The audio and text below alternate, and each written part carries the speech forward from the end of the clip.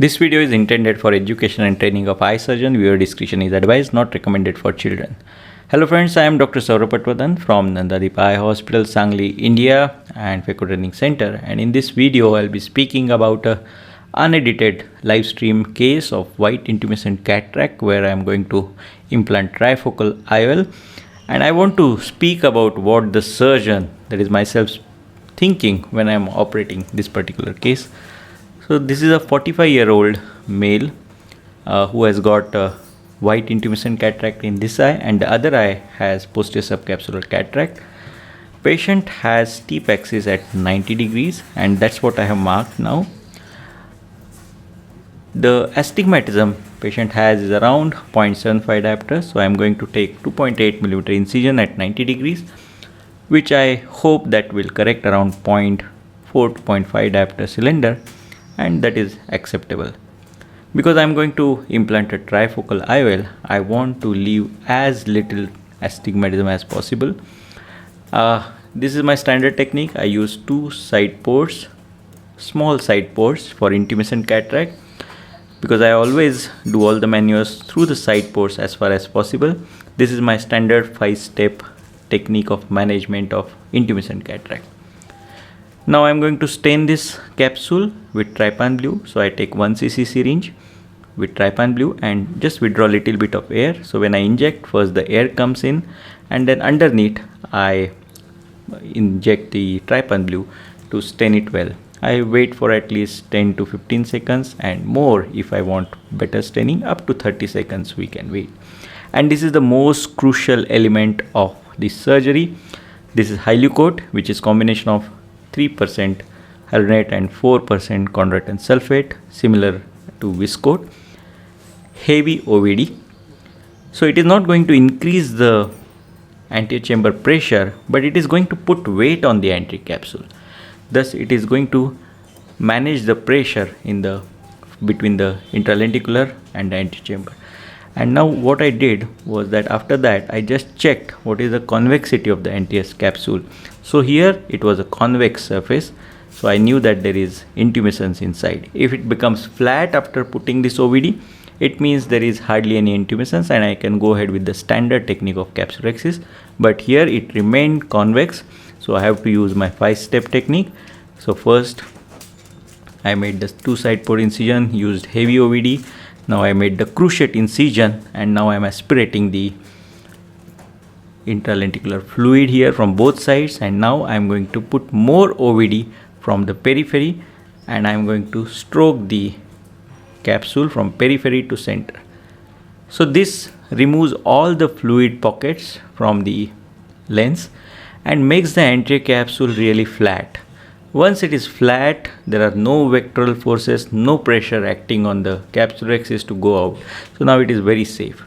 So I started off with cystitome, but I realized that already I have aspirated the fluid from the back, so it is kind of concave here. So it's better to use the micro capsulorhexis forceps. This is my favorite tool, as I can maneuver it through the side port. I want to achieve a good size rhexis, but not too big. So because there is no intralenticular pressure now, I can safely go through the main incision.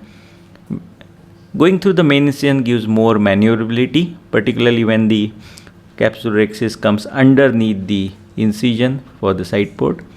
And now I am proceeding further, and you can see that tiny flap, so I just want to spiral it around because I want slightly bigger CCC than what is happening here.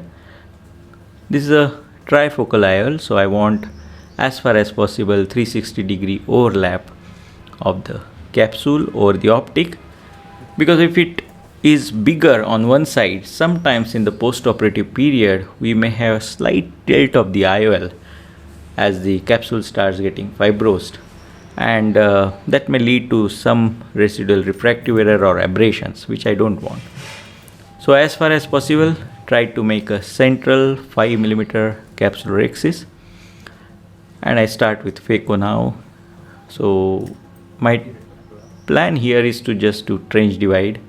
So I'm not going to aspirate a lot of EP nucleus here because I want it to stay which avoids freely moving nucleus. So I'm going to do trench at just 50 centimeters of bottle height, 95 vacuum, and I could achieve crack. This is soft nucleus which we expect in most of the young intumescent cataract, and I can divide it into 4 pieces here.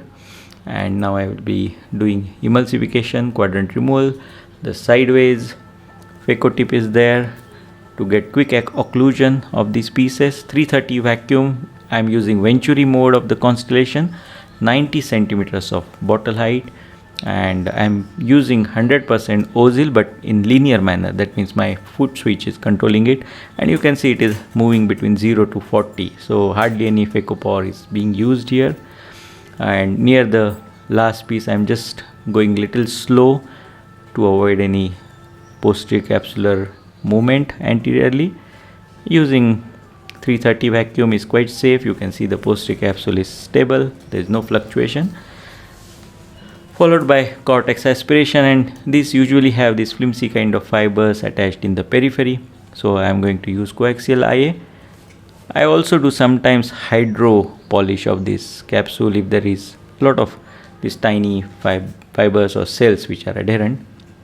And this is the trifocal triphobic IOL, hydrophobic IOL, and I have inserted it in the bag, and going to do all the visco wash. It is important to remove this OVD because it is a heavy dispersive OVD, and if it stays in the anterior chamber it is going to give more inflammation in the post-operative period. So I want to thoroughly clean it out.